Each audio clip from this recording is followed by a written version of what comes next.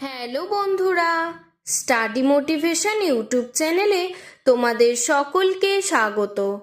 আজকের আলোচনার বিষয় হলো বাংলা অনুচ্ছেদ রচনা স্বাধীনতা দিবস। 1947 সালের 15ই আগস্ট ভারতবর্ষ স্বাধীনতা লাভ করে।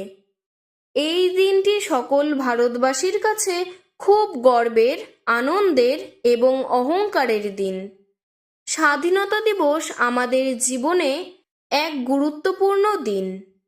এই দিনেই ভারতবর্ষ 200 বছরের পরাধীনতার বাঁধন ছিঁড়ে স্বাধীনতা লাভ করেছিল।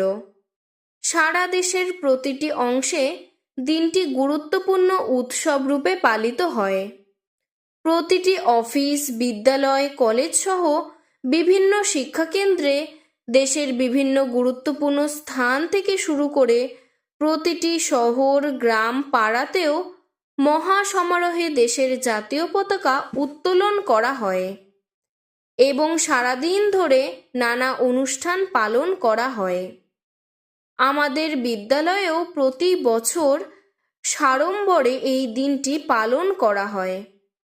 আমরাও সকালবেলায় সকল ছাত্রছাত্রী মিলে বিদ্যালয়ের নির্দিষ্ট পোশাক পরে বিদ্যালয়ে যাই ও মাঠে সমবেত হই। স্বাধীনতা দিবস উপলক্ষে বিদ্যালয়কে খুব সুন্দর করে সাজানো হয়। বিদ্যালয়ের প্রধান শিক্ষিকা বা প্রধান শিক্ষক মহাশয় জাতীয় পতাকা উত্তোলন করেন।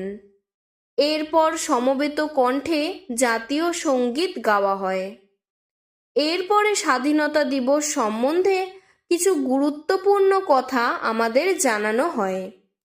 সন্ধ্যাবেলায় একটি সুন্দর দেশাত্মবোধক অনুষ্ঠানের আয়োজন করা হয়।